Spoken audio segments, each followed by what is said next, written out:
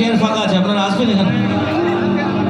এই সামনে আমার এই ডান দিকটায় আর এই বাঁ দিকটায়, পুরো গোটা মাঠে তো আমি কোনো ফাঁকা দেখছি না, শুধু আমার এই ডান দিক আর বাঁ দিকে এই কটা বসার জায়গা।